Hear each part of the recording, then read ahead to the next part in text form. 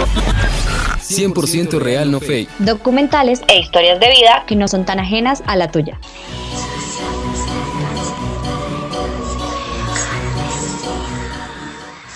Hola y bienvenidos a nuestro último capítulo del especial de Halloween de octubre de Historias del Más Allá, aquí en nuestro podcast de 100% real, no fake, un espacio ideal para hablar sobre documentales y sobre historias de la vida real no tan ajenas a la tuya.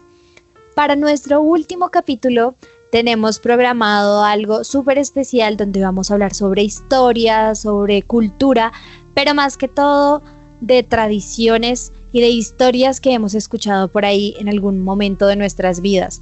Como siempre, quien les habla, Laura Londoño, y en este caso me acompaña Mariana Hernández y Sebastián Martínez.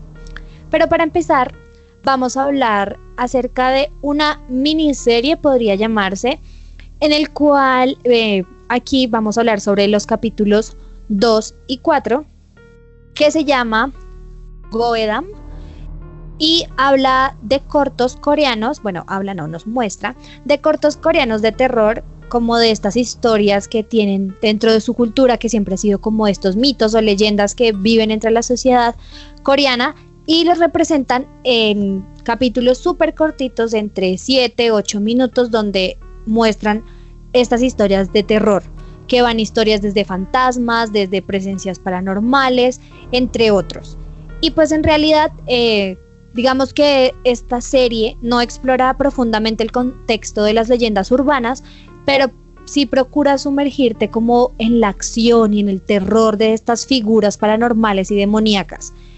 No obstante, sí logra mantener esa tensión y te da un par de sustos y brincos y cosas espeluznantes que puedes observar, y además tiene en cuenta muchos elementos gore que son característicos del cine terror coreano.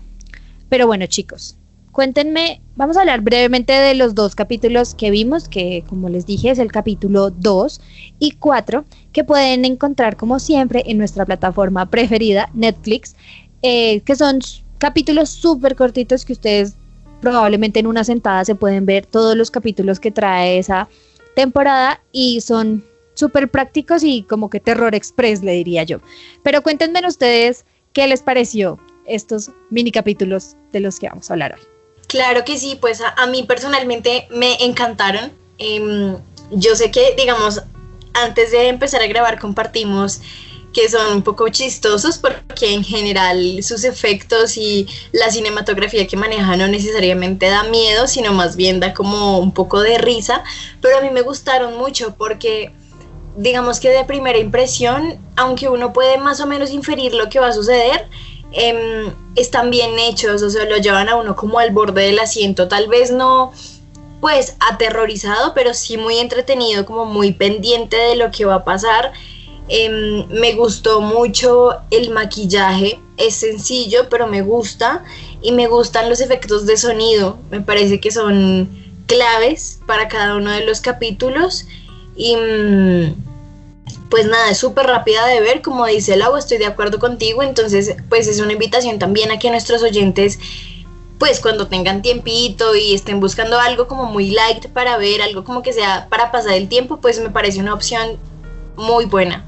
Sí, a mi parecer creo que hicieron un buen trabajo. No es algo, como lo veníamos diciendo, que te vaya a aterrorizar, pero sí le rescato, por ejemplo, que el maquillaje a mí me pareció muy bonito, muy chévere, ¿no? Sí, o sea, digamos, con las escenas y con lo que se estaba presentando, con las actuaciones, pues me parecieron bastante buenas en realidad. Además, también quiero resaltar que en algunas partes te pones hasta tenso, o sea, de verdad es corto, pero en algunas partes te pones tenso. Digamos, en el segundo capítulo, cuando la muchacha se subió al taxi, yo estaba nervioso, nervioso a ver qué va a pasar. Y en el otro, cuando aparecía la muñeca, ¿no? En el capítulo 4 también me dio miedito cuando abrió, porque siempre como que botan esos sonidos fuertes que a muchos no les gusta, precisamente porque lo hacen saltar a uno, pero en realidad eso, creo que estaba chévere, y la verdad, como son cortos, pues no toman muchísimo tiempo de ver. Especialmente si queremos encontrar como una entretención rápida o algo que sea corto, pero pues interesante, siento que esta es la mejor opción. También comparto como que cuando vi los capítulos, la verdad es que me dio un poco de risa. Tengo que aclarar que mi género favorito es el terror, pero en este caso sí, no sentí como ese terror o esa tensión que normalmente uno siente cuando ve ese tipo de contenidos, pero siento que para lo que muestran en 5 minutos me parece que está súper bien estructurado, que a pesar de que cuentan la historia en tan poquito tiempo, es muy rica visualmente, o sea, como los efectos, la música, las actuaciones, como los sentimientos que reflejan estas personas. Hay cosas un poco escalofriantes, pero también otras como ya voy sacadas así como de contexto, no lo sé, pero igual también las recomiendo un montón. De hecho, yo les estaba contando fuera de micrófonos aquí a los chicos que me pareció, yo me quedé viendo el siguiente capítulo, que es el 5, el de los zapatos rojos, y ese sí me asustó y ese sí me pareció un poco como... Pero sí, es como una entretención súper rápida que yo creo que todos podemos ver en nuestra casa, divertirnos, y más para hoy 31 de octubre, que si no tenemos ningún plan podemos estar chill en nuestras casas, ver esto súper rápido y compartirlo con amigos o la familia para pasar un buen rato. Y reírse también, no sé si ustedes opinen lo mismo. Sí, lo que les digo, me parece un excelente contenido, para ponerlo de fondo, ¿saben? No sé, una reunión tranqui con amigos. Obviamente pues ahorita por la pandemia y eso, pues las reuniones están un poquito como fuera de discusión, pero sí como una tarde como de Halloween, de ven celebramos, de fondo podemos poner la serie y puede ayudar como a ambientar un espacio como muy bien. Pero también tengamos en cuenta de que estas, digamos que historias que muestran en esta pequeña serie, en esta breve serie, porque sí es muy cortita, nos muestran como esas leyendas de Corea, y siento que de alguna manera el cine de terror coreano poco a poco ha entrado como en auge, como en tendencia, debido a que ellos marcan como muy bien todo este tipo de terror. Siento que a comparación de Hollywood, que es un poco más como, no lo sé, como comedia, no, pues hay buenas películas, pero no todas, pero siento que el terror coreano, asiático, de alguna manera siempre es como más impactante, como más traumante, no lo sé, ¿ustedes qué opinan? Sí, Lau, inclusive una de las mejores películas, creo que si hiciéramos un top 10 a nivel de historia, las películas de Japón son las que más han resaltado. Inclusive yo hace poco realicé un top como tal de películas de terror que de verdad daban miedo. Claro que esto pues es muy subjetivo, ¿no? También, por ejemplo, en este miniserie de la que estamos hablando, hay episodios, capítulos cortos que a veces pueden que gusten a unos y puede que no. Por ejemplo, a ti te gustó el 5 y vi que Mari detrás de micrófonos pidió que a ella no tanto, ¿sí? Entonces la percepción cambia, pero eso, creo que el cine japonés siempre se ha destacado mucho en todo este tema.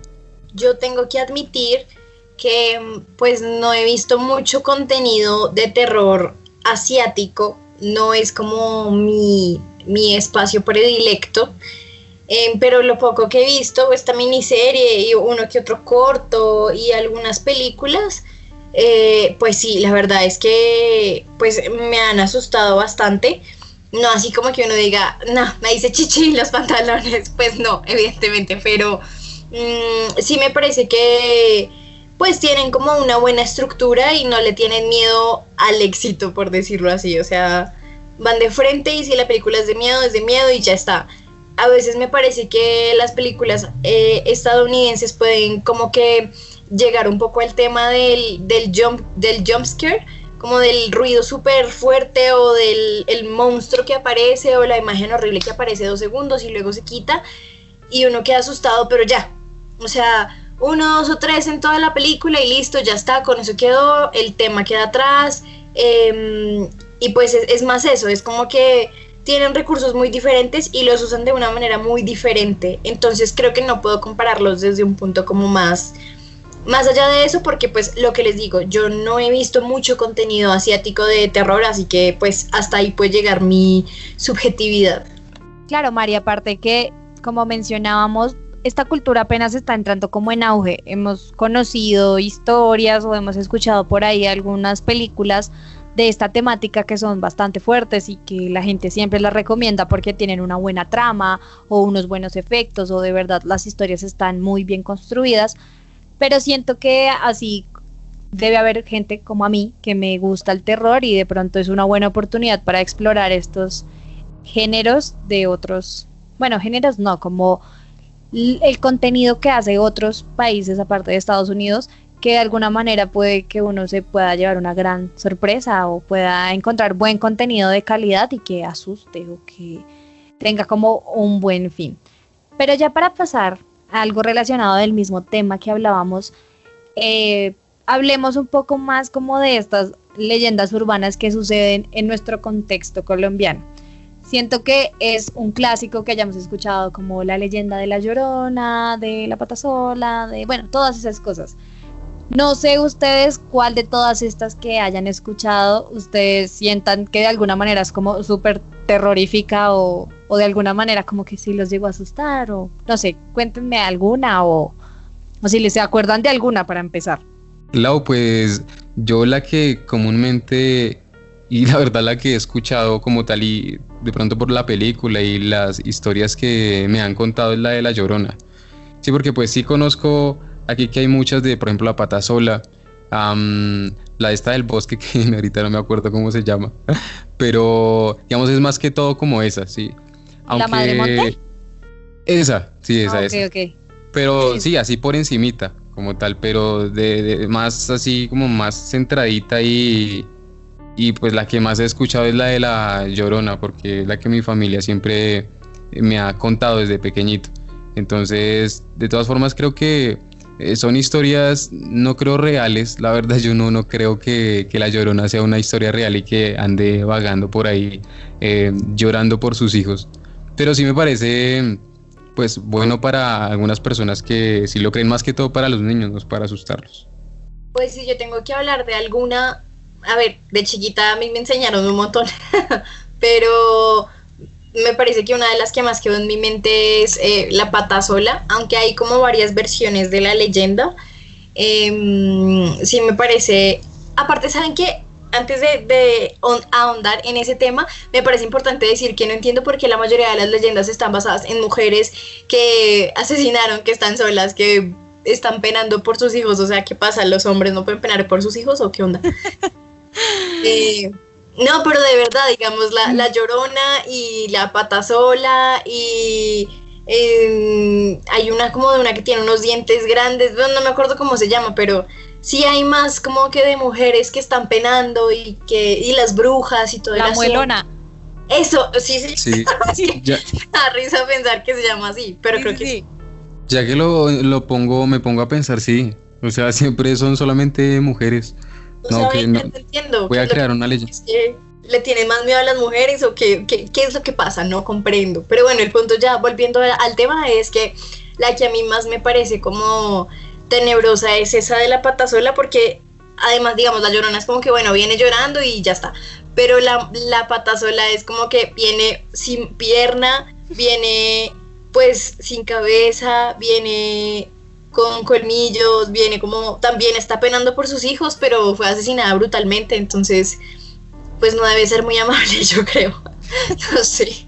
Bueno, pues es que sí, lo que cuenta Mari, normalmente uno encuentra como estas historias aterradoras o que se cuentan como comúnmente en las familias o en grupos muy grandes o en barrios o en pueblos, que son historias como que caracterizan, estos sitios.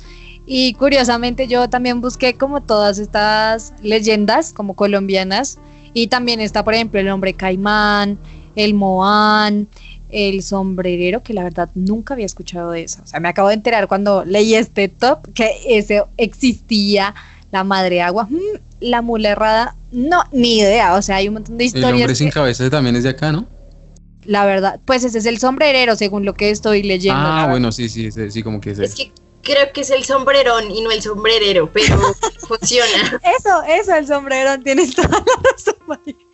Pero sí, o sea, por ejemplo, lo que hablaba Mari de la muelona, por ejemplo, literalmente la historia dice que al principio la mujer se ve como seductora y atractiva, por lo que muchos hombres se acercan a ella rápidamente, pero se aterrorizan cuando les muestra su gran dentadura que se parece a la de un caballo.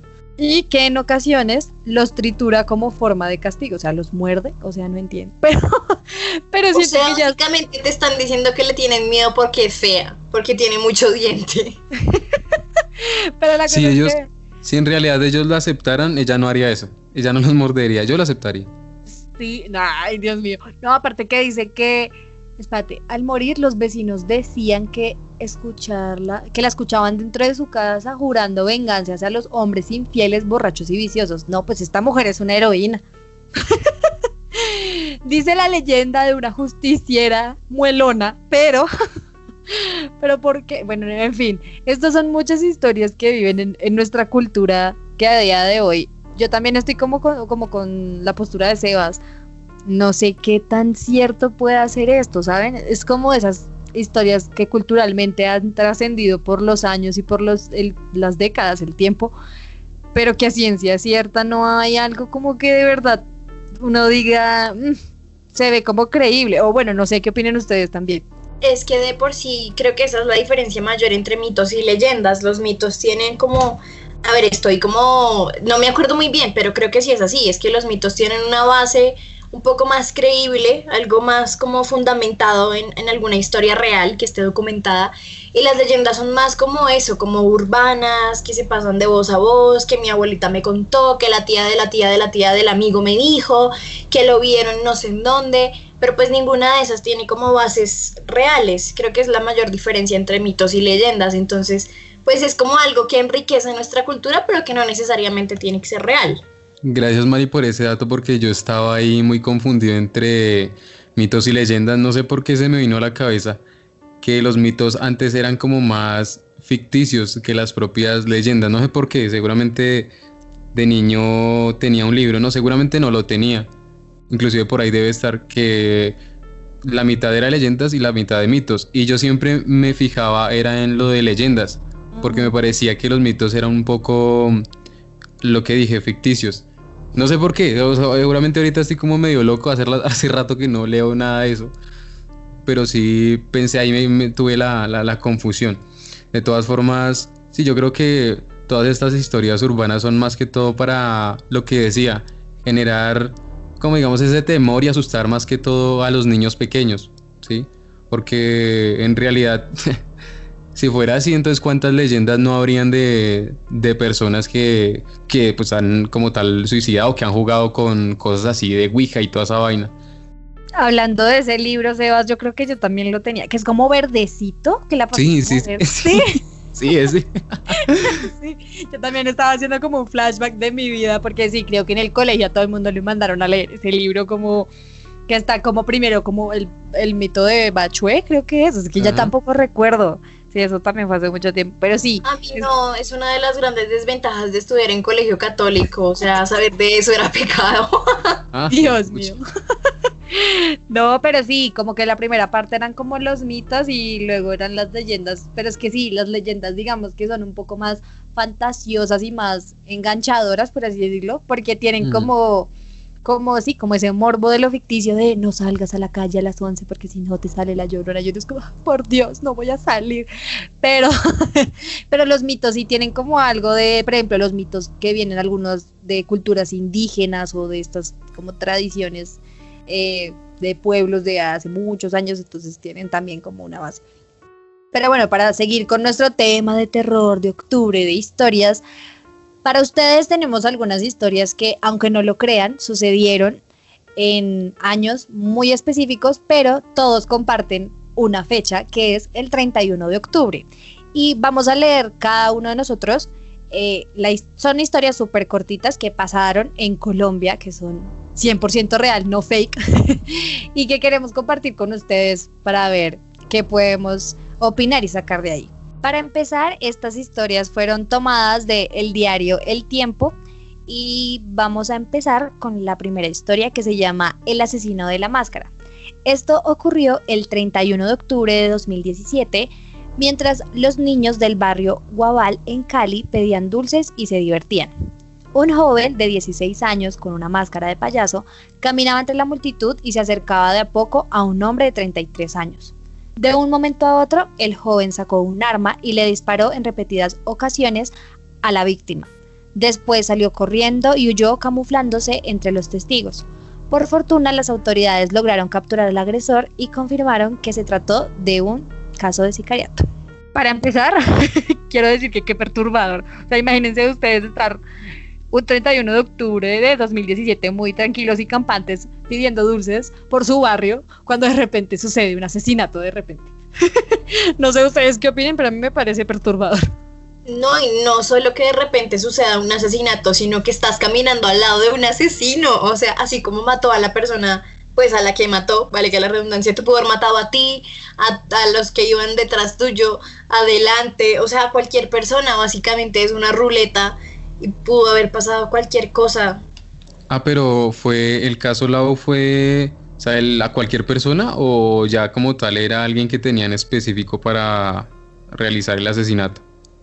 Pues según lo que dice aquí es que el muchacho iba detrás de esa persona de 33 años, porque luego pues confirmaron que era como un caso de sicariato, o sea, a él le mandaron a hacerle la vuelta prácticamente. Claro, yo creo que debe ser ahí que sí tenía algunos problemas con algunos manes y dijeron, bueno, este día lo vamos a aprovechar que es como más difícil escabullirse, ¿cierto?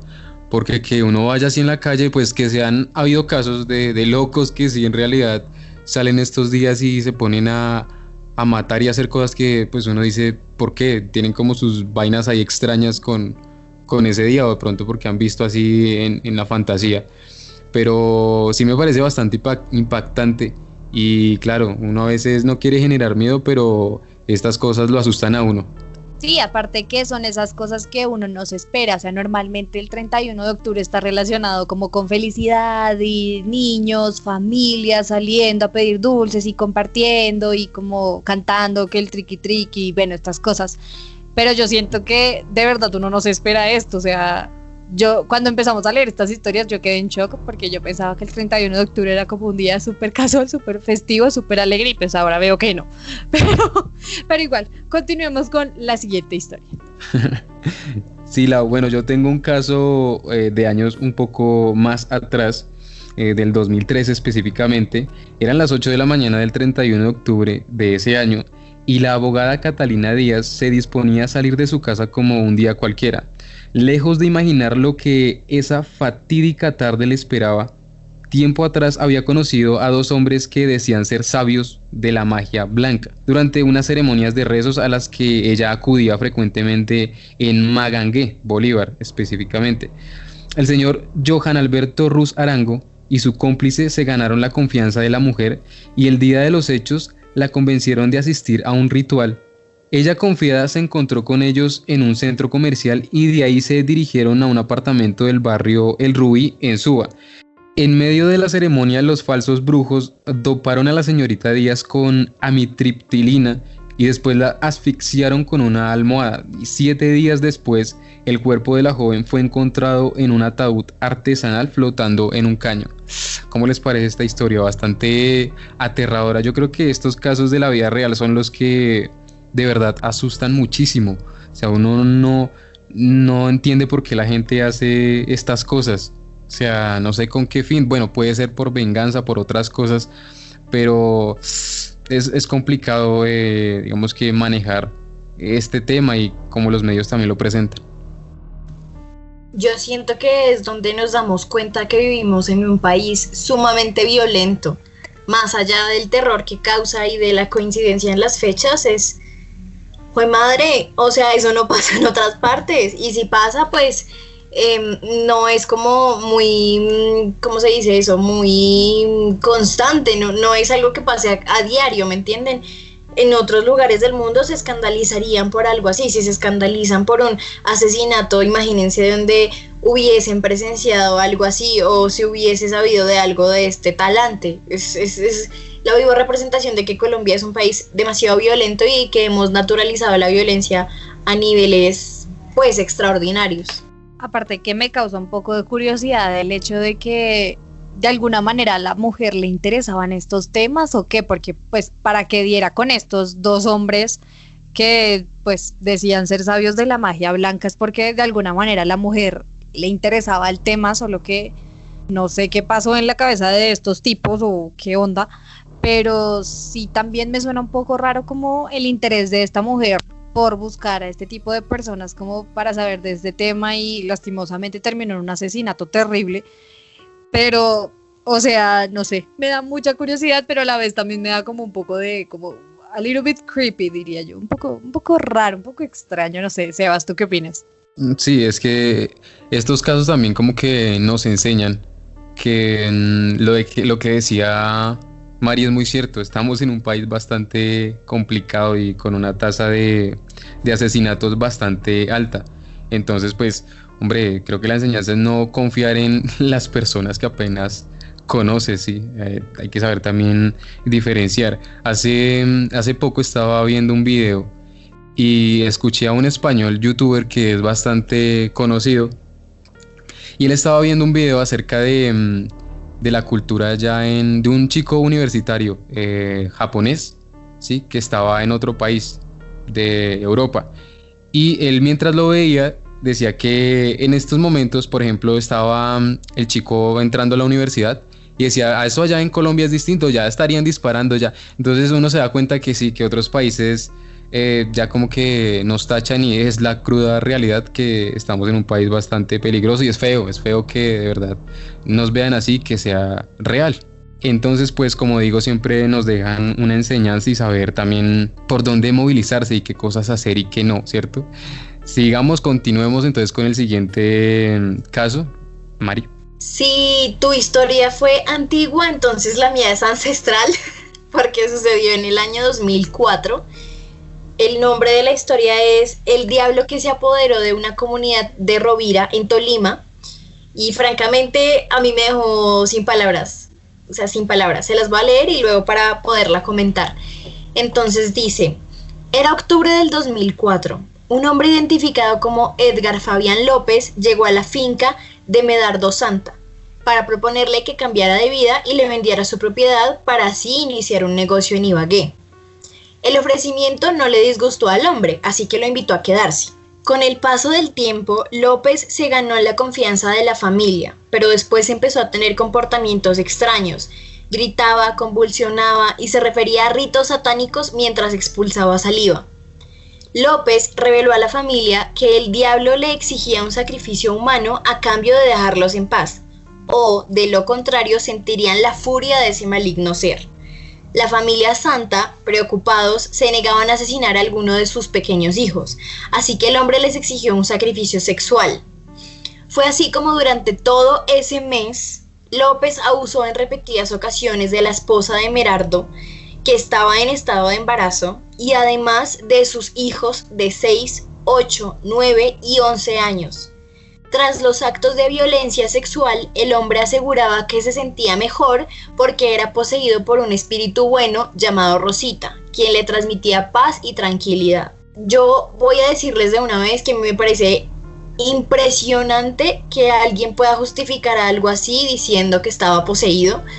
Yo no sé si la gente cree en eso o no cree en eso, pero más allá de ese tema en específico, me parece algo increíble que un padre de familia crea tanto en algo así que permita que violen a su esposa y a sus hijos durante un mes completo. O sea, yo ni porque crea, pues, no sé en qué cosa, voy a decirle tipo, ay, no, sí, entonces para que el diablo no nos mate, pues venga, viólelos a todos. Pues no, a mí me parece el colmo, me parece...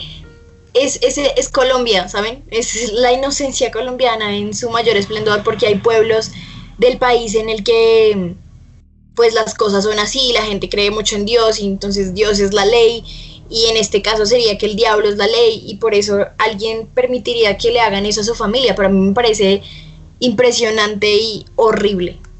A mí me da muchísimo mal genio, me provoca darles 5 bofetadas a ellos y también al man por ser tan pendejos, de verdad.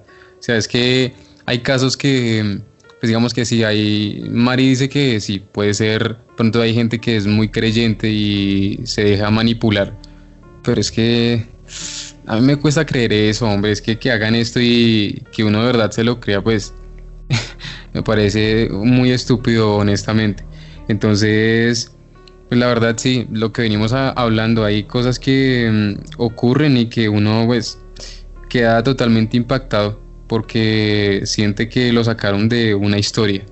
A mí me impactó más que todo el seudónimo del espíritu bueno que se llama Rosita. O sea, ¿de verdad, Rosita? Sí, o sea, no puedo llamarlo de otra forma menos Rosita.